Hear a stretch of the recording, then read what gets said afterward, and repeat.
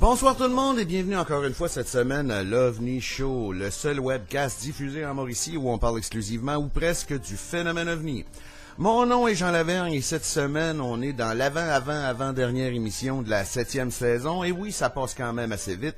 On est rendu au mois de mars et puis dans le mois de mars, comme vous le savez, habituellement, c'est mon mois de wrap-up avec les organisations. Cette semaine, on va avoir Yann Vadnet du Garpan qui va venir nous conter ça. Il va être en compagnie d'un de ses acolytes, fait que donc ça va être assez intéressant. Il y a des cas qui sont pas mal super aussi, puis il y en a eu pas mal partout au Québec. Donc, on revient tout de suite après avec l'entrevue de Yann, mais avant, un petit bloc de nouvelles. On va commencer le petit bloc de nouvelles cette semaine avec, je vous rappelle qu'il faut pas oublier le séminaire de MUFON Québec 2017, le samedi 22 avril 2017 à l'hôtel Gouverneur de Trois-Rivières. Il va y avoir la participation de Pierre Caron, hypnologue, de Philippe Faure, de Marc Saint-Germain, directeur de MUFON Québec, de Simon Hébert et de Luigi Vanditelli. Je vous rappelle aussi que je serai là pour vous faire entendre une entrevue exclusive que j'ai réalisée avec Sylvie P., un gros cas d'enlèvement d'extraterrestres qu'il y a eu ici au Québec. Ça fait quand même un petit bout de temps, mais le récit est archi débile, écœurant, si on peut dire ça comme ça. C'est une entrevue que j'ai réalisée grâce à la collaboration de Marc Saint-Germain, directeur de MUFON Québec, parce que je ne sais pas si vous vous rappelez, vers la fin de la première moitié de la saison, j'avais eu Marc en ondes, puis Pierre Caron aussi. Ils ont travaillé sur ce cas-là. Eux, ils ont fait des sessions de régression avec Pierre Caron, l'hypnologue. Et puis, ils ont découvert que Sylvie, elle n'avait vécu une dure, mettons, si on peut dire ça comme ça. Et puis, à l'époque, j'aurais aimé l'avoir en ondes, mais elle ne voulait pas, côté garder son anonymat et compagnie. Mais finalement, Marc m'a contacté pour me dire qu'elle acceptait. Donc, j'ai réalisé cette entrevue-là. C'est une entrevue qui dure environ 38 minutes, où on apprend ce qui s'est passé, puis ce qui arrive avec Sylvie après, parce que c'est sûr que vivre une expérience comme elle a vécu, c'est pas nécessairement facile de reprendre sa vie quand on est au courant de tout ce qui s'est réellement passé. Donc, c'est une entrevue exclusive de l'OVNI Show que je vais vous présenter justement au séminaire de MUFON Québec le samedi 22 avril 2017 à l'hôtel Gouverneur de Trois-Rivières. On va continuer ça avec une autre nouvelle qui est sortie dans l'actualité dernièrement. Il paraîtrait que les fantômes, ça n'existe pas. Il y a des chercheurs qui ont découvert que si eux autres n'en voyaient pas, ne constataient pas leur présence, donc ça n'existait pas. J'ai contacté un invité régulier de l'OVNI Show qui s'appelle Patrick Sabourin de APA Paranormal. Eux, leur job, si on peut dire ça comme ça, c'est être à la recherche des esprits, des fantômes. Et puis, ils ont eu des résultats quand même assez probants. Donc, bonsoir Patrick, comment est-ce que tu trouves ça, toi, cette nouvelle-là? Ça me fait rire. Il y a eu à peu près, je te dirais, au moins 25 personnes qui m'ont partagé ce lien-là et j'en ai même publié sur ma page. Okay. Dans le fond, comme je disais au monde, ça semble plus à être une observation d'une personne qui a peut-être un côté sceptique en disant qu'ils n'ont pas observé de phénomènes paranormaux. Au départ, l'appareil a été conçu pour faire des tests pour les particules, voir comment ils réagissent entre eux, ces affaires-là, mais est-ce qu'ils ont vraiment essayé de tester plus loin, à savoir s'il y a moyen de capter quelque chose? Moi, je pense que ce serait un appareil qui pourrait être super intéressant, mettre des chercheurs du côté paranormal sur un projet comme celui-là, juste pour essayer, parce qu'il faut savoir que la plupart des appareils qui sont utilisés dans le domaine du paranormal, au départ, n'étaient pas créé pour le paranormal, été créé pour totalement autre chose, et c'est des appareils qui fonctionnent bien. Ouais, donc, c'est ça. Un appareil comme celui-là, oui, si quelqu'un se donnerait la peine, il y a sûrement moyen de faire quelque chose avec ça, là. Mais moi, ce genre de commentaire-là, comme je dis, ça vient de quelqu'un qui est sceptique et qui, dans le fond, n'a fait aucune recherche et d'affirmer que par un article comme celui-là, affirmer que les fantômes n'existent pas, moi, ça vaut rien, là, cet article-là. Là. Ben, c'est parce que c'est comme dire, regarde, moi, j'ai une piscine chez nous, il n'y a pas de poissons dedans, donc les poissons, ça doit pas exister.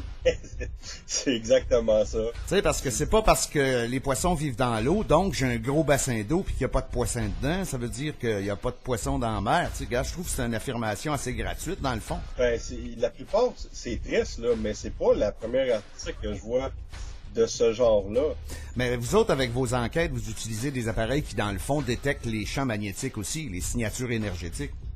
Ben oui, ben c'est ça que je te disais, dans le fond, la plupart des appareils, à 95%, ont pas été créés pour le domaine du paranormal, ont été créés pour l'électricité, pour des électriciens à la base, et certaines équipes ont commencé à travailler avec ce genre d'équipement-là. Il faut quand même être bien structuré dans nos enquêtes, parce que oui, ça peut arriver que tu vas te faire diriger par des faux positifs si tu prends pas compte de l'électricité qu'il y a autour, l'électricité dans le fond qui vient l'électricité terrestre si on veut, le champ électromagnétique, le Wi-Fi, les antennes cellulaires. Si tu prends pas compte de tout, tu peux te faire amener à avoir des faux positifs. Sauf que si tu es dans un lieu où tu as vérifié avant qu'il n'y avait rien de ça qui pouvait te contaminer, ben là, si jamais il se passe de quoi avec tes appareils, là, il y a des questions à se poser, là. OK. Mais tu penses-tu que c'est peut-être la définition du mot fantôme qui est trompeuse? Tu sais, parce que dans le fond, un fantôme, ce serait l'âme de quelqu'un qui est resté à quelque part. On pourrait-tu, mettons, traduire ça à la place par une signature énergétique quelconque? Ben, le mot fantôme, c'est utilisé depuis le tout début, là. Je pense que ça a été créé dans les années 1800, le mot fantôme, là. Puis ce que tu dis, c'est oui, c'est très logique. Nous, on pense que l'énergie y est pour quelque chose. Tu vas vivre dans une maison pendant 20, 30, 40, toute ta vie, 50 ans, et il va y avoir eu de l'amour, il va y avoir eu de la peine, tu sais, des joies immenses. Nous, on pense que l'énergie peut être enregistrée dans un lieu. OK. Donc, souvent, ce qui va arriver, c'est que durant une enquête, on va capter des choses, mais ce ne sera pas provenant d'une entité intelligente, ça va être du résiduel. C'est des choses d'enregistrer dans le lieu. Il faut savoir que je pense que je t'en avais déjà parlé. L'armée travaille sur un projet avec la mémoire résiduelle. Okay. On ne sait pas où ils s'en sont rendus, mais on a lu ça il y a quelques années et ça semblait être très intéressant. Ça pourrait être quelque chose d'incroyable si des scientifiques pourraient se mettre sur un projet comme ça, être capable de travailler avec ce qui est enregistré sur un lieu. Mm-hmm. Donc, au lieu d'être faire de la dénigration ou de dire n'importe quoi sur le monde qui se donne la peine de travailler dans le paranormal, s'il y aurait des scientifiques qui ont les moyens, parce qu'on s'entend que la plupart ont les moyens, là, on arriverait à faire quelque chose d'intéressant si on pourrait tous travailler ensemble. OK. Mais dans le fond, ce que tu dis, c'est que, mettons, les fantômes, en guillemets, qu'on pourrait entendre, ce serait plus un écho du passé, de ce qui s'est passé dans ce lieu-là. Que tout dépendant des lieux, tout dépendant de l'histoire, oui, c'est un bon terme, un écho du passé qu'on réussit à capter, là. Ça va arriver que ça va être des entités intelligentes, comme on s'est déjà parlé, avoir des réponses directes à des questions claires. Ça, c'est des entités intelligentes. Ils sont conscients, ils sont présents, ils vont faire des choses pour montrer leur présence. Tandis que l'écho du passé, à certains moments de l'année, il va se passer des trucs qui n'auront pas rapport avec ce qu'on cherche nous, mais on se rend compte que c'est du résiduel. OK, mais toi, dans le fond, dans ce qu'on a déjà parlé quand tu es venu à l'OVNI Show, tu as des preuves tangibles qu'il y a d'autres choses là au bord, là, c'est clair, là.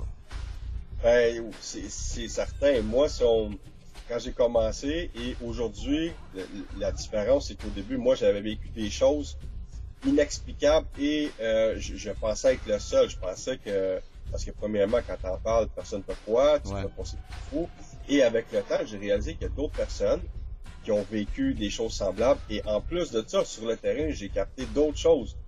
Tu sais, nous, je sais pas si tu sais, on fait des directs Facebook là, depuis le mois de novembre, à peu près, et on diffuse beaucoup d'images et on fait écouter de l'audio aussi aux gens. Et je te dirais que on est allé chercher du monde qui était pas capable de parler à cause, comme moi au début, j'étais renfermé, et on réalise que crime, c'est quasiment 9 personnes sur 10.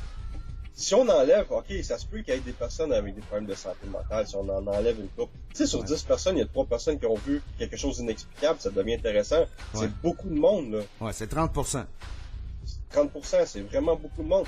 Puis il y a un gros pourcentage de personnes, je pense que c'est 75% des Canadiens qui croient on va mettre ça en guillemets, aux fantômes.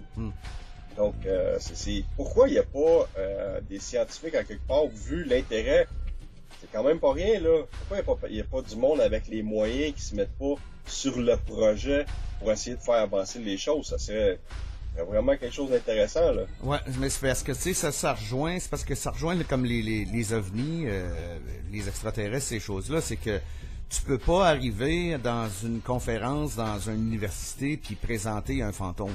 Non, c'est sûr. Puis il y a personne qui peut dire en quoi est consisté, en quoi est fait une entité. Exact. C'est sûr qu'il manque beaucoup de choses, il manque beaucoup d'informations, mais premièrement, il y a personne qui peut dire qu'un fantôme existe et il y a personne qui peut dire qu'un fantôme n'existe pas non plus. Sauf avec ce qu'on a capté avec le temps, on sait que ça peut interagir avec des appareils à détection statique, à l'infrarouge, magnétique, la pression atmosphérique. Il y a beaucoup d'appareils qui nous aident au travers de ça. Donc, de dire que ça n'existe pas, il faut être sceptique. Il y a quelque chose qui se passe, ça c'est clair. Mais dans le fond, là, tout ce qu'on peut dire en terminant, c'est que il y a une présence qui existe, qui est détectable avec certains instruments, mais que dans le fond, dans le fin fond, on ne sait pas c'est quoi. On sait pas c'est quoi, mais c'est quelque chose d'inexplicable. Mais tu sais, on sait pas c'est quoi. Quand tu réussis à...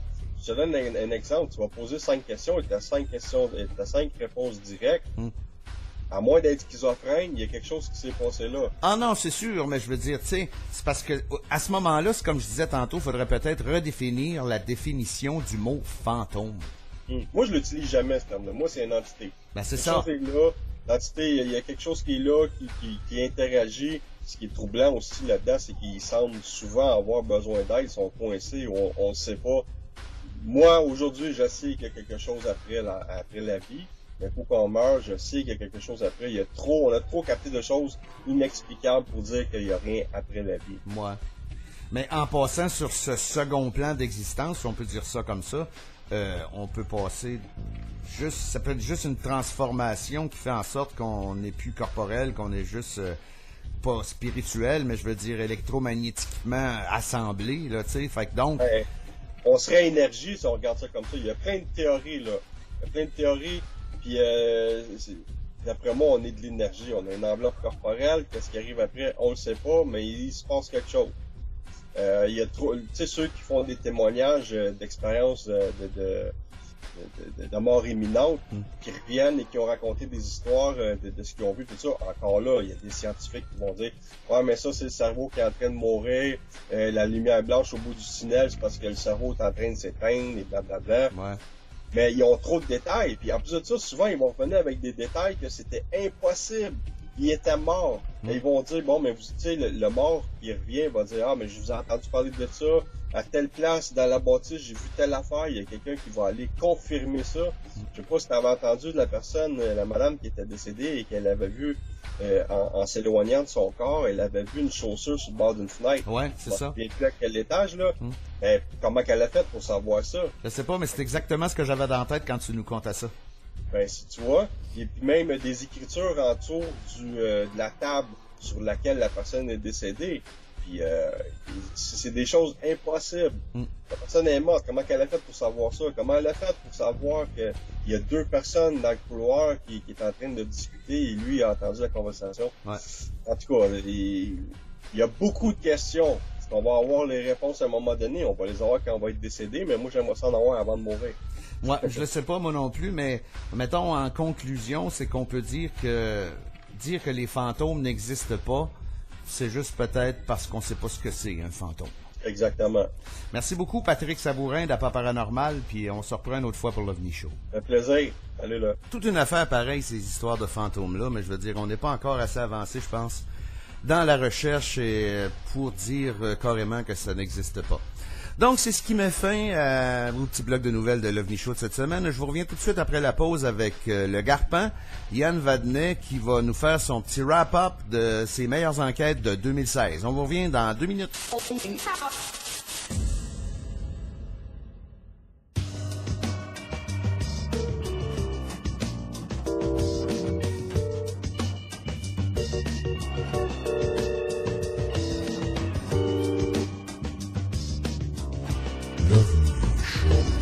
De retour à l'OVNI Show, on va se diriger maintenant pour jeter un petit coup d'œil sur ce qui s'est passé du côté du Garpin et l'ufologie au Québec en 2016. Je reçois Yann Vadnet et Christian Thibault qui vont nous expliquer ça. Vous allez voir qu'il y a quand même plusieurs cas qui se sont passés au Québec en 2016. Il y a des enquêtes aussi qui sont moins récentes, mais c'est tout le temps intéressant de voir ça. Donc, sans plus tarder, le wrap-up des enquêtes du Garpin en 2016. Bonsoir Yann et Christian, ça me fait plaisir de vous avoir à l'émission cette semaine. Yann Vadnet, directeur du Garpin. Et puis j'ai aussi Christian Thibault, enquêteur et chercheur ufologique pour le Garpin. Salut les gars. Bonsoir. Ça va? Ça va très bien. Toi Christian, ça va bien à Québec? Très bien, merci beaucoup. OK Yann, on va commencer avec toi. À cette époque-ci de l'année, dans l'OVNI Show, on fait toujours une petite rencontre avec vous autres pour que tu me fasses comme un espèce de wrap-up de ton année 2016, côté enquête et tout ça. Ça a été une grosse année cette année pour le Garpin? Encore bien plus gros qu'on pensait. OK. On pense avoir un peu de vacances, on n'en a pas eu. Ben, tant mieux.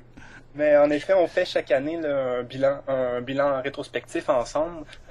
D'une certaine façon, pour moi, tu représentes tellement l'ufologie radiophonique au Québec, t'invites tout le monde, et puis c'est une belle plateforme pour résumer les nombreuses investigations qu'on a eues. Ben, j'aime ça. Tu sais, moi, je donne de la place à tout le monde. Tu sais, je veux dire, il n'y a pas de...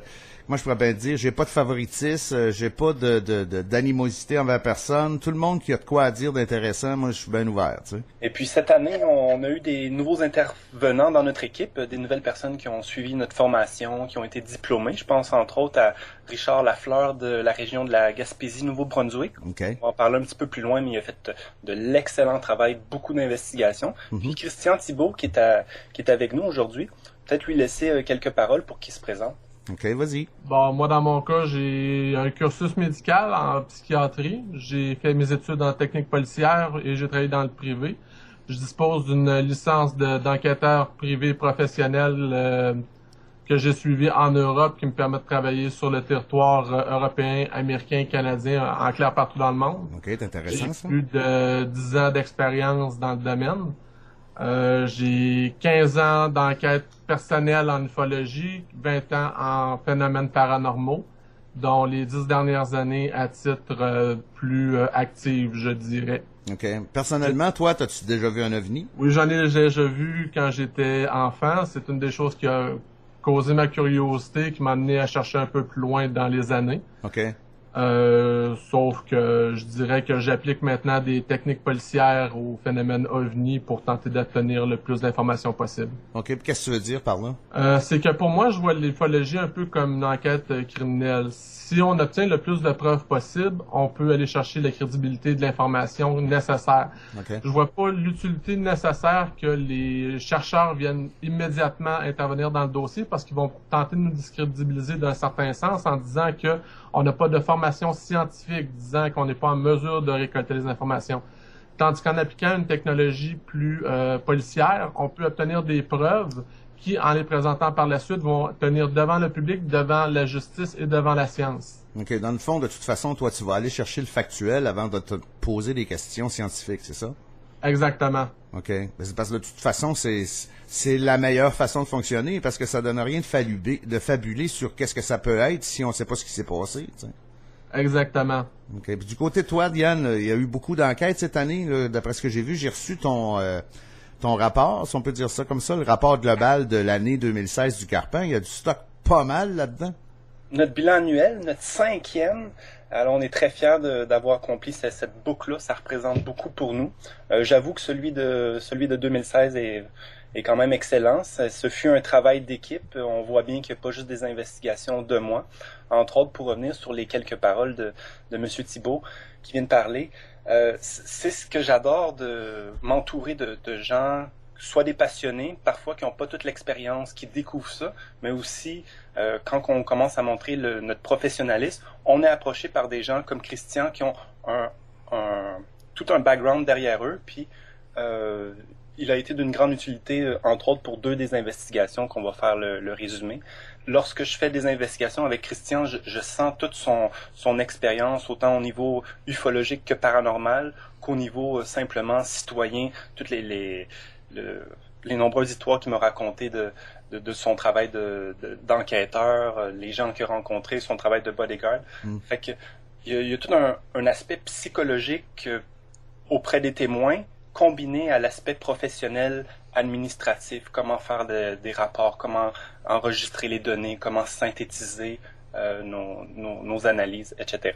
C'est sûr que si tu t'associes avec quelqu'un qui est habitué de faire des enquêtes sur le terrain, dans n'importe quel domaine, dans le fond, c'est que lui, il va arriver là avec un œil investigateur, si on peut dire ça comme ça. Il sait quelle sorte de questions poser. Les faits qui sont importants, c'est quoi, tu sais. C'est bien beau de dire la couleur, là, puis là, est-ce que l'objet était beau, là, mais moi, en 35 ans d'ufologie, j'ai jamais vu personne qui m'a dit qu'un ovni était laid, là. Tu sais, fait que cette question-là, pas nécessairement indispensable, là, tu peux passer par-dessus, c'est ça que tu veux dire, tu sais. Avec des questions intelligentes, on va chercher des réponses intelligentes, puis si l'enquêteur a un background d'enquêteur, justement, ben là, on va aller probablement plus au fond des choses, c'est clair. Oui, mais puis parfois, on s'en attend pas, mais les gens ont de l'expérience qu'eux-mêmes ne s'attendent pas qui puissent servir en ufologie. Ouais, Je pense à des ambulanciers, des pompiers, toutes des gens qui ont suivi des protocoles d'intervention, soit auprès de des personnes, soit auprès de situations critiques. Nous, on adopte des méthodes semblables. C'est ça. Mais le Garpan s'est rendu combien de membres à cette heure? Mais ça varie toujours d'une année à l'autre. L'ufologie, c'est vraiment pas un métier à temps plein pour beaucoup de gens. Alors, bien souvent, il y a des gens qui ont un trou. Ils viennent faire un 3-6 mois avec nous autres, ils prennent un 6 mois de congé, ils reviennent par la suite. C'est bien normal, les gens ont une vie familiale, ils ont des projets. Et puis aussi, je peux parler, après 7 années d'investigation, c'est que l'ufologie, c'est rough. Ah oui, c'est rough. C'est parce que c'est sûr qu'il faut pas vivre rien que pour ça, mais c'est pas payant ben non plus, là. Mais c'est rough c'est exigeant, puis c'est décevant aussi à plusieurs égards. Tout le monde sait que c'est un des sujets les plus importants du 21e siècle, disons, ou des dernières décennies, que toutes sortes de recherches qui changent notre conception du monde. D'autre part, ben, il y a souvent un manque de reconnaissance, soit entre collègues, soit auprès des médias, du public. Ça demande aussi énormément de travail, comme disons, j'invite le public à aller sur garpan.ca. Vous pouvez voir un résumé de notre bilan 2016 et nos bilans antécédents sont gratuits. Alors, on en a même celui de 2014 qui était vraiment très bon. C'est un bilan de 113 pages. Comme l'ensemble de notre documentation, ça comprend des segments de témoignages, des reconstitutions géospatiales, des dessins de témoins et d'autres analyses de nos investigations sur place. Mais le Garpan, c'est une maison d'édition aussi, je pense. C'est devenu aussi une maison d'édition pour publier plus facilement nos travaux, parce que c'est vraiment pas toutes les maisons d'édition qui sont intéressées à cela, mais les éditions Garpan sont devenues quelque chose de supplémentaire. On a déjà plus d'une quinzaine de livres de publiés, la plupart en ufologie, et puis aussi ça sert de plateforme à des auteurs canadiens. Alors on a publié des vieux auteurs comme Wilbur Smith et Arthur Matthews, excusez-moi. Ouais, Matthew. Et puis plus récemment, vous avez reçu Marc Hubert, on a publié Donald Cyr, on a publié aussi des traductions de Chris Rutkowski, le grand ufologue canadien. Et puis il y en a un autre qui s'en vient, qui est François Chartrand. Je vous le lance en exclusivité. C'est un petit livre, un e-book qui sera gratuit d'une 60aine de pages. Alors, on est tellement prospère qu'on offre des livres gratuitement, vous allez dire. Alors, François Chartrand sur les révélations de William Tompkins et l'état obscur du monde. Ça sent. Tu l'as mentionné tantôt, Marc Hubert, on l'a eu à l'émission. J'ai trouvé que ses réflexions étaient intéressantes. Ça donne un autre saveur à l'ufologie qu'on n'entend pas souvent. Sans doute que le public l'entend pas souvent. Moi, je me sens très proche des réflexions et des travaux de Marc Hubert. C'est pour ça que je suis allé le rechercher. Ça faisait 15 ans qu'il ne s'associait plus du tout à l'ufologie. Publié un livre de 2002 qu'il avait écrit. Et puis, ses réflexions sont vraiment fascinante et inspirante. Son livre, on le rappelle, c'est la science-fiction et l'inquiétant mythe extraterrestre. C'est que bien souvent, l'ufologie est dépassée par des phénomènes qui ne semblent pas nécessairement extraterrestres. Ce sont manifestement des phénomènes mystérieux qui semblent dépasser le cadre de notre réalité, mais qui, comme par exemple, souvent, c'est des gens qui nous rapportent des orbres sylvestres, je les appelle. Ce sont des petites boules de lumière, parfois grosses comme une balle de tennis, parfois comme un ballon de soccer, mais elles sont vues en forêt ou bien souvent aussi près d'une voiture en déplacement. dans ce cas-ci, on est porté à faire l'hypothèse que ces boules-là sont provoquées par le moteur électromagnétique de la voiture qui se déplace. Parce que souvent, les boules sont vues se déplacer près des voitures. Ouais. Peut-être que c'est l'explication ou pas, mais dans un cas comme dans l'autre, il est très difficile de postuler qu'il y a des petits extraterrestres de 2 pouces de haut à l'intérieur. Ouais, non, ça pourrait peut-être être des sondes, des drones, ça pourrait être ces choses-là peut-être? Oui, bien sûr. T'sais. Mais si on y va avec le bilan, on commence par quoi? On commence manifestement par le premier que j'ai mis en compte dans le bilan, qui est sans doute notre investigation la plus importante que j'ai faite avec Christian. C'est un cas que nous avons reçu je vous mets un peu en circonstance, ça va vous montrer un peu notre travail ufologique, à quoi il ressemble aussi. Okay. J'ai reçu ce cas-là le 3 juillet 2016. Okay. C'était un cas d'une rencontre d'humanoïdes à Sainte-Marthe-sur-le-Lac qui s'est passée en juillet de l'an 2000, soit 16 ans auparavant.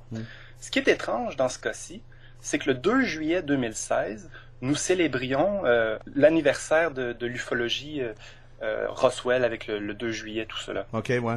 Nous, en 1966, au Québec, il y a eu un cas d'humanoïde très important, qui est le cas de l'humanoïde de Sainte-Marthe-sur-le-Lac. On a fait un livre là-dessus. C'est aussi un cas de M. François Bourbeau du réseau OVNI Alerte que nous avons repris. Alors, eux, c'était un cas vraiment important, celui du 2 juillet 1966, qui avait 4 jeunes qui avaient vu un humanoïde à Sainte-Marthe-sur-le-Lac. Okay. 50 ans plus tard, nous faisons une émission spéciale sur Roswell et le fait que ça s'était passé aussi un 2 juillet, le cas de 1966. Excusez-moi, ça semble compliqué comme ça. Non, vas-y. Mais le lendemain, je reçois un appel, puis il y a ce monsieur-là qui dit ce soir, j'ai fait une recherche, puis j'ai pas vu. Lui, il avait pas vu notre émission de la journée d'avant. OK. On serait porté à croire, c'est quelqu'un qui veut nous faire un canular, puis qui nous invente une histoire semblable. Or, ce n'était vraiment pas le cas. Ça a été confirmé de plusieurs façons. J'ai parlé aux gens de leur entourage. Alors, on se retrouve avec un cas vraiment important. À savoir qu'il y a un humanoïde d'environ 7 pieds ou plus, tout noir, avec de bras longs qui vont jusqu'aux genoux, qui a été vu à 2 reprises, à 1 kilomètre de distance, mais à 34 ans d'intervalle. Nous sommes totalement consternés par cette situation-là, parce que notre investigation du 2 juillet 1966 à Sainte-Marthe-sur-le-Lac avec l'humanoïde, j'en avais peut-être déjà parlé. Ouais. On a fait un livre là-dessus en 2015. C'est une investigation qui a duré 9 ans, en commençant avec le réseau OVNI Alerte, puis en terminant avec le GAPAN. C'est une investigation solide, vraiment importante. Nous, on s'attendait pas à recevoir un autre cas d'humanoïde 34 ans plus tard. D'autant plus que le cas de 66, c'était d'abord une lumière qui est tombée du ciel. Les jeunes pensaient que c'était une météorite, ils ont voulu aller la trouver. Ils se sont fait bloquer par le chemin par un grand humanoïde qui les a terrorisés, qui leur a bloqué le chemin. Or, dans le cas du 2 juillet de l'an 2000, c'est encore 4-5 jeunes, mais à 1 kilomètre de distance, sur le bord du lac des Deux Montagnes, et puis qui l'ont rencontré. Fait que beaucoup de similarités entre les deux cas. Toutefois, il n'y avait pas eu de lumière tombante. Fait que dans le cas de l'an 2000, d'où venait l'humanoïde? Qu'est-ce qu'il est tombé il y a 34 ans puis il n'a jamais pu retourner sur sa planète? Est-ce qu'il vient du lac? Est-ce qu'il vit dans le marécage? Qu'est-ce qui explique? Alors, ça montre que l'ufologie, c'est bien beau de recevoir un cas, mais quand on le publie puis on le fait connaître sur Internet, ce qui est arrivé, c'est pour ça qu'un autre témoin l'a reconnu, nous a appelé. Ouais. Ça permet d'expandre l'investigation. Oui, il y a des témoins d'un événement, mais peut-être c'est un événement répétitif. Puis dans ce cas-ci, on a eu la chance de revoir un second groupe de témoins. OK, puis lui, en 2000, c'est quoi qui s'est passé? C'est simplement... C'était 4 ou 5 jeunes, Christian? C'était exactement 3 jeunes. On a réussi à rencontrer un des 2 frères. Il nous en restait un à rencontrer. L'autre, c'est un ami qui était présent avec eux. Okay. Ils étaient 4, à vrai dire. C'est juste qu'il en reste 3 de vivants. C'est simplement qu'ils se rendaient sur le bord du lac pour une fête, un party. Et puis, à l'entrée du parc, qui est un parc que les gens peuvent visiter, ils ont rencontré cet humanoïde. Ils ont couru juste sur une distance de plus de 300 mètres jusqu'à perdre le souffle. Ils se sont rendus où était le reste de leurs copains qui commençaient la fête vers 11h30 le soir. Ils leur ont dit, ils se sont fait rire d'eux parce que un des 4 qui avait vu l'humanoïde n'a pas embarqué dans l'histoire. Tout de suite, il a ridiculisé les 3 autres. Puis étrangement, c'est ça. Ils ont fait Ils ont commencé à boire de la bière puis sont passés à autre chose. Okay. Par contre, le souvenir reste intense 16 ans plus tard, tel qu'on les a rencontrés sur place. Quand on a rencontré les témoins, on se trouve avoir discuté avec eux. Comme Yann disait justement, pour eux, c'était quelque chose qui était très émotif. En faisant la reconstitution, on a vu que d'après leur point de vue, l'humanoïde se trouvait pas exactement à le même endroit que l'un ou l'autre. On voulait corroborer avec le troisième témoin avec lequel malheureusement on n'a pas eu la chance de communiquer. Okay. Toutefois, les témoignages sont très présents et très ressemblants. On avait des dessins qui ont été produits par les témoins qui n'étaient pas retournés sur place depuis plusieurs années. On est en mesure justement de pouvoir replacer exactement l'humanoïde d'après les dessins, d'après le lieu qui n'avait pas du tout changé malgré les années. Comme on disait précédemment, dans mon cas, j'ai appliqué les techniques policières, ce qui a permis de pouvoir ramener certains souvenirs qui avaient été enfouis, donc aussi oubliés. Ouais. On a vérifié avec eux différents angles, de quel endroit ils venaient. Leur chemin, pour être précis, ils venaient d'un chemin secondaire qui faisait qu'ils n'étaient pas en mesure de voir l'humanoïde où ce qu'il était placé lorsqu'il se présentait. Okay. Ils l'ont vu seulement à la dernière seconde. C'est la description qu'ils en font, c'est quoi? Grand humanoïde de forme noire, possiblement un masque ou un costume intégral où l'humanoïde est totalement noir par définition. Okay. Ça, on n'a pas pu vraiment le déterminer. D'après l'angle de vue, d'après l'endroit où il se situait, que ça soit dans l'un ou l'autre des témoignages, on n'est pas en mesure d'avoir plus de détails vu que c'est quand même une zone qui est très peu éclairée, que ce soit en plein jour, donc j'en déduis que la même chose en pleine nuit, mais qui donne quand même une bonne description d'un humanoïde qui est très grand. Par la suite, lorsque les témoins sont repartis, moi et Yann sommes restés sur place, avons fouillé un peu, voir différents angles de vue, est-ce qu'il aurait été possible pour eux de le voir, en tentant nous-mêmes de reconstituer la scène. Sur le coup, on a découvert une deuxième zone qui est environ plus ou moins 100 à 150 mètres, qui aurait pu servir de zone d'atterrissage pour un cas RR. Okay. C'est toujours une hypothèse à l'heure actuelle. Nous avons fouillé un peu plus pour voir si les amis de la plage ou de la plage auraient été en mesure de voir l'événement, ce qui est totalement impossible. Lorsqu'ils ont couru, nous avons tenté aussi de voir s'il était possible de voir s'il y avait un appareil, ce qui était totalement impossible, puisque la zone est vraiment dans un secteur qui est très boisé. Okay. Donc invisible depuis le chemin qu'ils ont utilisé, que ce soit pour venir ou pour aller. OK. Puis toi, Yann, la description de l'humanoïde de 66, c'est la même chose, quoi? Oui, c'est très semblable. Voici ce qu'il en est pour nous, les investigations. Juste le cas de juillet de l'an 2000, où il y a 4 personnes qui voient cet humanoïde-là, puis qui se sauvent, c'était un cas moins riche que celui de 1966. Okay. Parce qu'il y avait pas eu la lumière tombante, ils l'ont vu moins longtemps, ils l'ont moins bien vu, tout cela. Fait qu'on voit que le cas de juillet 2000 est si important uniquement à cause que l'investigation du code 66 avait été bien faite. Ouais. Si, disons, nous aurions pas connu le code 66, ça aurait été un code d'RR3 moyen. C'est comme qu'on peut pas faire grand-chose avec. Puis les autres, en 66, ils étaient habillés comment, l'humanoïde? Identiquement, c'est à savoir le fameux costume qui revient souvent, un costume noir moulant. Ouais. Dans le cas de 1966, il y avait une pleine lune ce soir-là, fait qu'ils ont bien pu voir la texture de la combinaison. Un des témoins a retrouvé un genre de tissu semblable, c'est un petit peu comme moustiquaire, un petit peu comme qui reflète avec des nervures. Ok, un peu style habit de plongée, mettons. Là. Oui, mais tout noir, mais de très grands bras, une genre de lunettes encore plus noires auprès des yeux, mais strictement aucun équipement. Pas de sac à dos, pas de chaussures, rien dans les mains. Pas de chaussures? Juste comme si c'était comme un pied recouvert de noir. Ah, ok, ouais, je comprends ce que tu veux dire. Mais ils n'ont pas vu de, entre guillemets, de peau, là? Non. Dans les deux cas? Non. Spécial, ça? Oui. Puis un humanoïde de ce grandeur-là, comme ça, y a-tu, toi, dans tes archives, as-tu la présence d'un autre humain comme ça? Au Québec, il n'y a pas de cas vraiment semblable à celui-là, mais si vous procurez notre livre « L'humanoïde de Sainte-Marthe sur le lac », entièrement de 100 40 pages entièrement consacrées au code 66. Il y a notre collègue Toby Guillemette qui nous a fait une super étude comparative avec les humanoïdes qui ont des caractéristiques semblables, soit le même costume, soit la même grandeur, ou soit les humanoïdes aux bras longs. Ouais. Des fois, ils sont un petit peu plus courts, mais ils ont quand même des bras simiesques. C'est un peu comme les deux sortes de gris. Il y a des petits gris puis des grands gris. Puis les grands gris, eux autres, ils ont des super longs bras. Là. C'est ça, comme ils disent. Ouais. Puis il y a une question qui me trotte, là, toi, dans ton rapport, puis les deux ont l'air de coïncider. Ils ont l'air d'avoir une espèce de soute, là. Il y a une espèce d'habit moulant, mais la majorité du temps, les gens voient les extraterrestres sans vêtements. Moi, j'ai bien la misère avec ça. Qu'est-ce que tu veux dire la majorité du temps, ils les voient sans vêtements? Quand il y a beaucoup d'apparitions de petits gris ou de grands gris, ils n'ont pas de l'air d'avoir de linge. Oui, pour les gris, en effet, mais par contre, tout ce qui est les personnages d'allure humaine, vénusiens...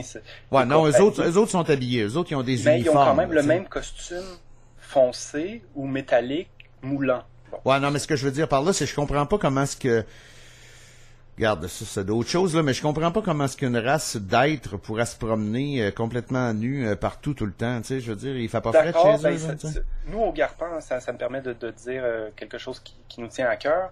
Une de nos positions, si on veut, c'est qu'on ne part pas du postulat que ce sont nécessairement des races biologiques ou extraterrestres. Même si quelqu'un nous raconte l'histoire, comme qu'on en a, d'enlèvement avec des petits gris, pour nous, d'abord, avant tout, c'est un récit. Puis dans le récit, il y a des personnages, puis ces personnages ressemblent à ceux-là. Okay. De là à sauter, puis à croire ou à vouloir défendre que non, c'est une race, qu'ils ont une existence, ils ont une société, ils ont un langage, ils ont des buts en venant ici, c'est une autre paire de manches. Ben, c'est un autre débat, ça. Oui.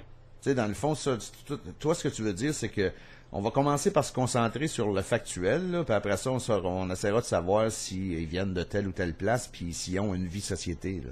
Ben, c'est que juste les récits en tant que tels, disons que c'est juste un phénomène c'est une hypothèse là, parmi d'autres, c'est juste des phénomènes qui affectent des témoins. Ouais. Ok, ben c'est un phénomène réel. Ok, dans ces phénomènes-là, ils nous racontent sous forme de récits, de témoignages, des rencontres, toutes sortes de choses. Mais même si on n'en déduit pas que ce sont des races existantes, ces récits-là sont susceptibles d'être comparés les uns avec les autres, puis de nous apprendre une multitude de choses sur la psyché humaine, entre autres. Ouais, c'est ça. C'est plus à ce niveau-là que ça se situe, là. T'sais. Mais prenons un autre cas pour voir qu'on a quand même reçu des cas très réels. Je pense au cas de Chénéville, en Outaouais. Ça s'est passé à la fin juillet 2015. C'est un ami, je vais vous avouer. C'est un monsieur qui a vu plusieurs ovnis dans sa vie, mais voyez-vous, il a pris les grands moyens, cet homme. Il s'est acheté un laser hyper puissant. Et depuis plusieurs années, il joue avec plusieurs lasers comme ça qu'il a de vert, bleu, des millions de lumens. Et puis, il provoque les phénomènes. Entre autres, dans notre bilan, vous pouvez voir en page 44-45, où il raconte que sur une période de 3 jours, lui, sa sœur, des beaux-frères, le soir venu, mais toujours à la même heure, vers 23h30, en partant son laser d'une part et en jouant avec sa lampe de poche hyper puissante d'autre part, en faisant des codes morse. Mais à 2 reprises sur 3 jours, il y a eu le même phénomène environ qui s'est produit, à savoir, ils ont vu 2 boules orangées passer d'un bord à l'autre de l'horizon, mais très près de eux, c'était juste au-dessus. Juste au-dessus du lac devant eux, suivi par un flash dans le ciel. Okay. Et puis, dans ce cas-ci, ce qui est intéressant, c'est que ça s'est produit 2 fois à quelques jours d'intervalle, d'une façon provoquée identique. Et puis, on peut voir aussi que dans l'un et l'autre cas, les lumières n'étaient pas exactement à la même place et se sont déplacées d'une façon un petit peu différente. Alors, qu'est-ce que c'est ça exactement? C'est un phénomène ufologique, il ne faut pas en déduire que c'est extraterrestre, mais c'est énigmatique. Que sont ces lumières pour se produire suite à l'intention de témoins, puis à l'utilisation d'une technologie? Qu'est-ce qu'ils faisaient les lumières? Ils ont fait juste passer, ils flashaient pas, rien? Non, ils ont simplement passé, sauf le flash blanc. OK. Mais juste une question de même, là, qui a peut-être pas rapport, là, mais qu'est-ce qu'il fait avec ça, un gros laser de même, lui? C'est à cause qu'il a vécu de trop d'expériences dans sa vie, et puis il est très proche du phénomène, fait que Il s'amuse avec ça, pour le dire simplement. Okay. Mais j'en cite une citation. 2 jours plus tard, nous dit-il, nous faisons un 3e test, car la veille, c'était nuageux. Même procédé. Laser pointé vers les étoiles et à la même heure, à 23h30. Les 2 points orangés se suivent et passent dans la même direction, d'ouest en est. Et 10 minutes plus tard, cette fois-ci, c'est différent, parce qu'il était rendu 3. Ouais. Il y eut un gros spot de lumière blanche très brillante qui est apparu au nord-ouest. C'était comme si une voiture tournait le coin d'une rue et venait vers nous, mais wow! Elle est restée fixe, je dirais, 20 secondes de temps. Okay. C'est le genre de cas qu'on peut recevoir. Évidemment, on révolutionnera pas le monde avec ce cas-là, mais il est symptomatique de genre de petits phénomènes mystérieux C'était qu'est-ce qu'ils ont vu? On le sait toujours pas, puis eux non plus. T'sais. Mais pour finir ta citation, entre 3 et 4 minutes plus tard, ce que je croyais être une étoile s'est mis à bouger vers l'ouest et en une fraction de seconde, elle a disparu. Ça, c'est son flash qui a fait ça, c'est ça? Oui, c'est bien ça. Vers l'ouest. C'est intéressant, ça? Et puis, des cas ufologiques comme ça, c'est sûr que c'est surtout des soucoupes volantes, des objets volants qu'on reçoit, mais je tiens à passer à un autre cas très différent cette fois-ci, parce que nous, on est confrontés par ça. Ouais. Souvent, on reçoit des cas paranormaux, ou des fois, c'est des cas qui sont un peu ufologiques, mais en 2016, vraiment, là, on a été dépassés par des choses qui nous sont produites, rapportées par des témoins crédibles, auxquels nous n'avons pas de conclusion. C'est vraiment, comme on les appelle, nous, un cas D, c'est-à-dire un cas inexpliqué. Okay. Alors, je pense au cas, entre autres, on l'a appelé l'homme en gris, parce que c'est pas vraiment un Man in Black, mais c'est un personnage vraiment mystérieux qui s'est présenté à un de nos témoins le 5 août 2016 à Cap-la-Madeleine. Okay. Le témoin, un mois auparavant, nous avait contacté pour nous raconter son témoignage. C'était un témoin comme un autre, d'une certaine façon.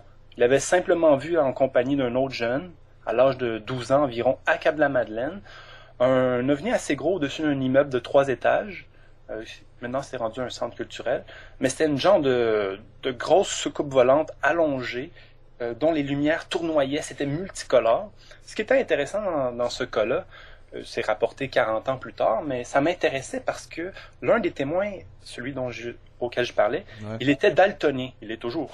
Ouais. Et puis, lorsqu'il y a eu cette observation ovni-là, à l'âge de 12 ans, il a vu des couleurs qu'il n'a jamais revues par la suite.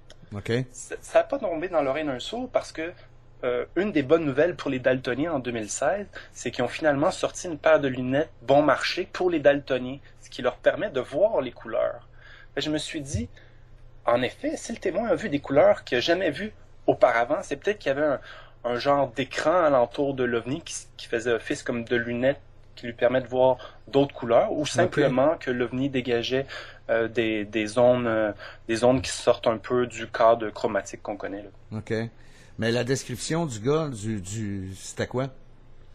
Ben, c'est très mystérieux. Alors, notre témoin, je reprends l'histoire, il nous raconte cette histoire-là de quand il était jeune. On n'en fait pas grand cas, il n'y a pas grand-chose à faire. Mais 2 semaines plus tard, il avait reçu un coup de téléphone. C'était une dame anglophone. Lui, il parle pas anglais, mais il a clairement compris que la dame lui disait « Stop speaking. Do not talk anymore. » OK. Fait qu'il s'était inquiété, il m'en avait fait part. Moi, je me dis, ben, le monsieur parle peut-être pas si bien anglais, c'est peut-être juste, il a mal compris, tu sais. Je m'en fais pas avec ça. Mais 2 semaines plus tard, ça cogne à sa porte. Le monsieur habite dans un immeuble, un genre de CHLD, je sais pas trop comment dire, mais où que ça prend une clé pour rentrer. Mais, OK, ouais. Mais pour lui, il y avait déjà quelqu'un qui était rentré puis qui cognait à sa porte. Il pensait que c'était simplement un voisin, il n'y a personne qui peut rentrer. Fait qu'il rouvre la porte, tout de suite, il y a un étrange monsieur qui se présente à lui.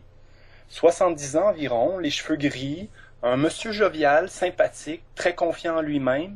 Dans le temps de le dire, il a réussi à lui convaincre qu'il faisait partie du Garpan.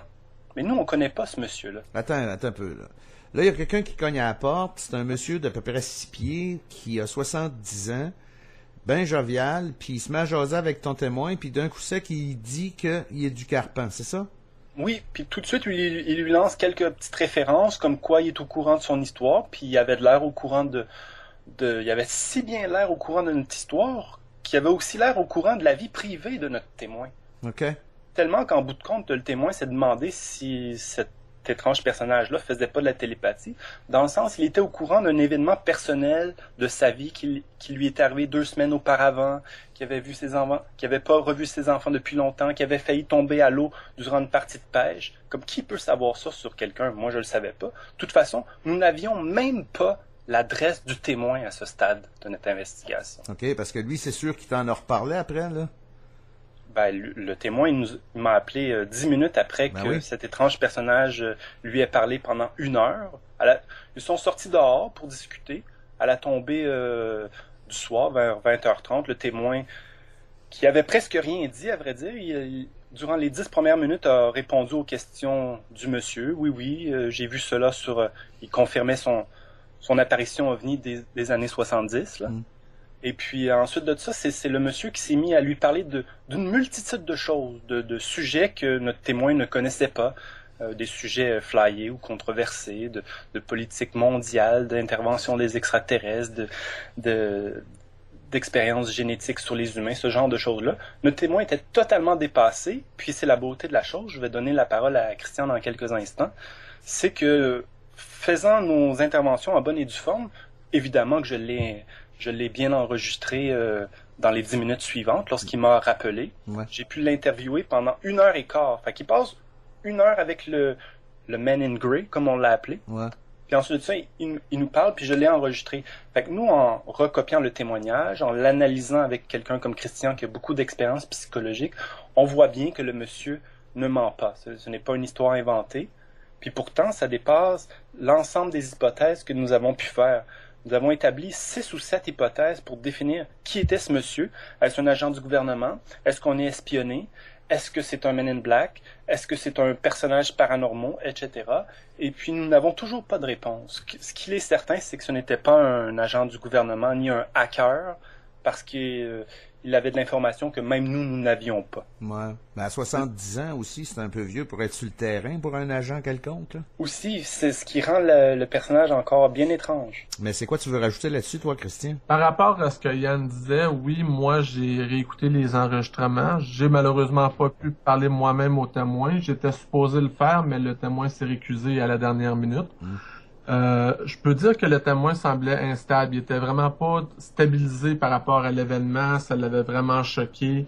Il savait pas du tout ce qui se produisait. Surtout que c'est quelqu'un qui nous a dit qu'il n'y avait pas beaucoup d'instructions, qu'il n'y avait pas de grandes connaissances, qu'il s'intéressait pas à rien de ça.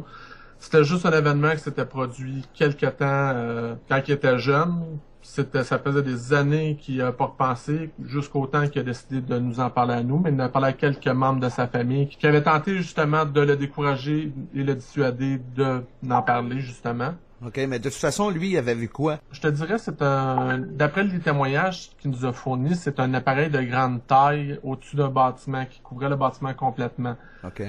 C'est un appareil qui était quand même de forme circulaire, sauf que c'est rien pour vraiment attirer l'œil d'un homme en noir quelconque. Surtout pas 40 ans plus tard. Ben, c'est ça. Ce n'était pas un témoignage important pour nous. C'est pour ça qu'on était totalement...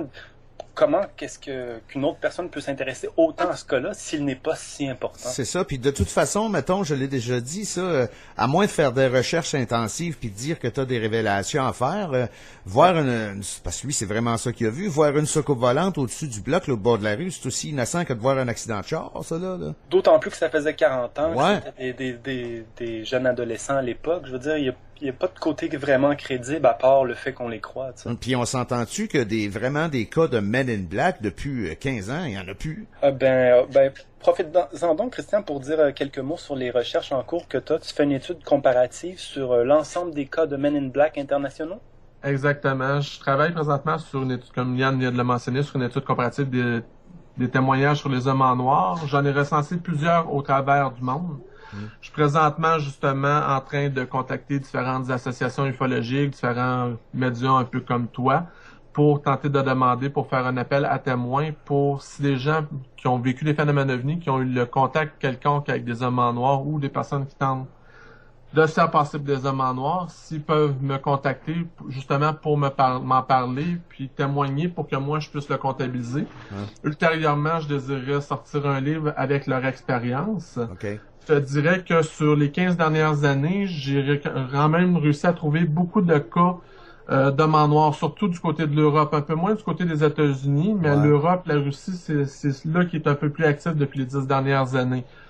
Côté du Québec, je te dirais, avec l'homme en gris, justement, qu'on peut pas comptabiliser complètement comme un homme en noir, on a quand même un cas qui est assez solide, je te dirais, à l'heure actuelle. Ce serait notre premier au Québec qui est vraiment documenté. Yann me parlait qu'il y avait d'autres cas. On est en train de les rechercher ensemble pour que je puisse contacter les témoins et en discuter avec eux. Pouvoir recenser, cataloguer justement leur expérience avec les hommes en noir pour pouvoir déterminer justement est-ce que c'est plus des agents gouvernementaux ou est-ce que c'est vraiment ce qu'on pourrait appeler des sous-sections d'entités ou autres? Mais lui, son bonhomme en gris, là, je veux dire, c'est un humain, là. C'est un humain, exactement. D'après les caractéristiques, la manière d'agir, on voit que c'est vraiment un humain. Chacun son opinion. Moi, je sais pas. Je sais pas quelle conclusion mettre à cette investigation-là. Mais il y a eu beaucoup de personnes qui ont vu des Men in Black dans l'histoire, puis souvent, c'est soit du monde totalement ordinaire ou c'est carrément l'opposé. Mal habillé, maquillé comme s'il avait été maquillé par un enfant, les yeux vitreux, il s'émerveille d'un plat de jello ou d'un stylo. Tu sais, je veux dire, les Men in Black, il y a quand même une faune assez diversifiée de ça. Puis ils sont pas nécessairement habillés en noir non plus, mais la description typique, là, c'est qu'il cadre pas vraiment dans l'actuel d'aujourd'hui. Lui, son bonhomme, il est habillé comment? Ce qui est intéressant de l'étude de Christian, c'est justement, dans son étude comparative, il va mettre en relief les diverses caractéristiques associées aux hommes en noir. Mm-hmm. Certains sont plus des agents humains gouvernementaux, d'autres semblent plus des genres d'entités carrément paranormales. Mm. Mais si on pense, disons, à un de nos collègues du MUFON, Luigi Vanditelli, lui, il a dans ses dossiers des cas de Men in Black très impressionnants qui n'étaient vraiment pas humains. Non, c'est ça. Ça, je te dis, il y a une faune assez diversifiée de Men in Black, là, tu sais, là. Oui. Fait que ça laisse planer comme ça sera pas toujours nécessairement la même gang, là, tu sais. Mais de toute façon, lui, ce bonhomme-là, comment est-ce qu'il a fait pour savoir ça, tu sais, c'est assez spécial. Vous voyez qu'on est confrontés, nous, ufologues, tu sais. OK, mais si on continue avec le bilan, le prochain cas que tu voudrais me parler, c'est quoi? Je sais que tu as eu des cas dans la région ici, dans la région de Shawinigan. Je sais pas si ça te tente de me parler de ça. Le cas de Saint-Jean-des-Piles? Ouais, ça serait intéressant, ça. Oui, on est tellement débordé, c'est un cas que j'ai même pas pu vraiment interroger plus à fond la témoin. Okay. J'aurais voulu lui demander des dessins, refaire la reconstitution géospatiale, alors on espère le faire en cours d'année. Mais c'est une jeune fille qui, avec plusieurs de ses amis, un soir, près d'un lac, a observé des lumières au-dessus d'eux. Ce qui est intéressant dans ce cas-ci, c'est que le phénomène a duré plus d'une demi-heure, 45 minutes, et puis c'était juste au-dessus de eux. Alors, tandis que certains s'intéressent au phénomène, qui ont la vérité devant les yeux, les autres passent à autre chose, et même alors que le phénomène se produit. Alors, dans ce cas-ci, c'est ce qui est intéressant, c'est que face au même groupe de témoins, même si l'OVNI est devant eux, ça ne fait tellement pas partie de leur réalité. C'est quoi cette lumière-là qui est au-dessus de nous depuis une demi-heure, en pleine forêt, qui se déplace, qui revient, comme qui nous observe? Ah, c'est sans doute quelque chose. Tu sais. Ouais. Mais ça, c'est intéressant que tu dises ça, parce que ça, moi, j'ai déjà vécu ça.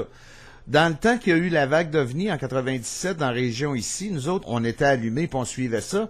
Puis à un moment donné, tu sais, t'emmènes quelqu'un avec toi qui dit « Ah, ça m'intéresserait peut-être d'aller faire de l'observation avec toi le soir. » Il se produit de quoi? Puis c'est quand même assez important ce qui se produit. Puis c'est pareil comme s'il venait d'écouter une annonce à la télé. Là, je veux dire, c'est fini, on s'en va. Là, aucun questionnement, aucun intérêt, aucun attrait. Je trouve ça bizarre, moi. Ça se produit souvent. Bien, parfois, le phénomène va être plus loin. Ça va être une lumière dans le ciel, mais tu sais, comme qu'il n'y a pas d'affaire là, qui est jamais là, qui est pas une étoile. Et puis, les gens le regardent 5 minutes, 10 minutes, puis ben là, après 10 minutes, ça commence à être long, fait qu'après 20 minutes, ils rentrent, puis tu sais, ils voient pas la fin du phénomène. Non, c'est ça, je comprends pas cette attitude-là. C'est pareil comme si c'était un feu d'artifice, puis quand c'est fini, tu sais. Ouais, c'est pas, zéro curiosité, quoi. Ben, dans d'autres cas vraiment extrêmes, pour regarder les deux côtés, je me rappelle un cas à Rosemont, en plein centre-ville. C'était un ovni d'environ 4 mètres branché sur les fils électriques juste à côté du balcon. Je l'avais déjà raconté à ton émission. Ouais. À côté du balcon. Et puis le monsieur est sorti, il l'a vu à quelques pieds devant lui, cet ovni-là. Puis il est rentré écouter la télé, il est ressorti une deuxième fois, c'était encore là, puis il est allé se coucher. Puis pourtant, Incroyable. dans sa tête, il se disait « Mon Dieu, tout le monde va crier, tous les gens vont le voir, mais lui, il est allé se coucher, tu sais. » Tu sais, y a-tu de quoi qui s'est passé dans le fond pour qu'il aille se coucher? Ça, c'est une autre question. Ben, c'est un symptôme qui revient tellement souvent qu'on se dit « Il semble que le phénomène manipule en partie les témoins. » Ben là, tu sais, je veux dire, lui, il avait besoin de courant, il s'est branché là-dessus. S'il y a quelqu'un qui me voit, on va le flasher. Ça ressemble à ça pas mal, là. Ouais, c'est bien énigmatique les cas qu'on peut recevoir. Mm. Je vais terminer le bilan avec un dernier cas qui, bien des gens vont dire c'est pas ufologique, puis d'accord, ce n'est pas ufologique, mais bon sang que c'est énigmatique. Puis Ok. c'est pas vraiment paranormal non plus. Mais l'OVNI show, c'est tout ce qui a le rapport avec le phénomène OVNI, ou presque. Donc, ça rentre dans cette catégorie-là. Ben, en tout cas, les gens ont vécu ça, puis ils nous ont contactés. Fait que d'une certaine façon, ça doit avoir un lien. Je vous parle d'un cas qui s'est passé récemment, à savoir le 2 septembre 2016, entre 3h et 5h du matin, à Saint-Lin-Laurentide. Ça, Ok. c'est en Lanaudière. C'est juste un petit peu avant que ça devienne plat, puis qu'on aille vers Montréal, là, disons. Dans le sens que c'est à l'orée du début des Laurentides, OK. dans la région de la Lanaudière. C'est important parce que c'est un cas en partie géographique. Qu'est-ce qui s'est passé entre 3 et 5 heures du matin? C'est dans un quartier résidentiel, environ une douzaine de terrains de résidence ont été marqués par d'étranges traces au sol. Mm. La superficie est très grande, environ 300 mètres par 280 mètres. Ce qui est vraiment intriguant, c'est que ces lignes-là, de prime abord, on dirait « Ah, c'est simple, c'est quelqu'un qui s'est promené avec un bâton puis qui a fait des traces dans le gravier, sur dans les cours avant des résidences. » Mais quand on regarde plus avant, c'est que non, c'est pas ça qui s'est passé. La trace, elle est vraiment énigmatique. Elle ne se fait pas uniquement sur le gravier, elle a aussi marqué l'asphalte, Ben ouais. elle a aussi marqué, elle a passé dans la végétation, sur le gazon et sur d'autres espaces de végétation. Mais dans tous les cas, dans ce nombreux réseau de lignes qui revient, qui se croise, qui fait des angles parfaits à certains endroits, de belles courbes, aucune hésitation. Alors, prenons l'hypothèse, oui, c'est quelqu'un qui s'amusait à faire une blague avec un bâton puis en faisant des lignes un petit peu partout dans le voisinage, mais à 3-5 heures du matin, c'est que tu vois rien. Moi, puis pour marquer l'asphalte, c'est d'autres choses aussi, là. Aussi. Et puis, lorsqu'on regarde de près le trait qui a été fait, c'est qu'on voit bien que c'est pas simplement un bâton, c'est la façon que les objets, les petits cailloux, les brindilles ont été déplacés. Là, on imagine une force, là. C'est ma seule hypothèse. C'est qu'on dirait qu'il y a une force qui s'est déplacée et qui a fait bouger ces petits objets-là à la surface du sol. Dans le sens, c'était tellement pas haut, cette force-là, qu'à un moment donné, la ligne, elle passe, elle frôle un pneu. Comme, tu sais, un pneu, c'est rond, hein? Ouais. Elle passe juste dans le coin avant de toucher le sol. Fait que, tu sais, comme la force, elle avait pas plus que 2 pouces de haut. Tu sais, ça passe en dessous des chars, là, la ligne. Ah, ok, je comprends ce que tu veux dire, ouais. Tu sais, c'est pas quelqu'un qui a un bâton, là, comment il aurait fait pour passer en dessous de la voiture à cette heure-là. Puis aussi, j'ai pas publié toutes les photos parce qu'on veut en faire un dossier complet éventuellement. C'est que ça prenait en compte le territoire, les plus petits détails du territoire. Alors, c'est ça. Nous sommes, dernier détail aussi, dans le voisinage, il y a un chien qui aboie tout le temps, qui dérange toujours tout le monde, qui est tellement sensible, mais c'est étrange. Cette fois-là, il a été muet comme tout durant Pas un la mot sur la game, il a rien vu. On a reçu des images où on voit pas grand-chose, mais il y a une des caméras de surveillance, de chasse, genre, que les gens mettent sur leur résidence, Ouais. qui a été affectée durant ces heures-là. On voit juste un grand flash de lumière.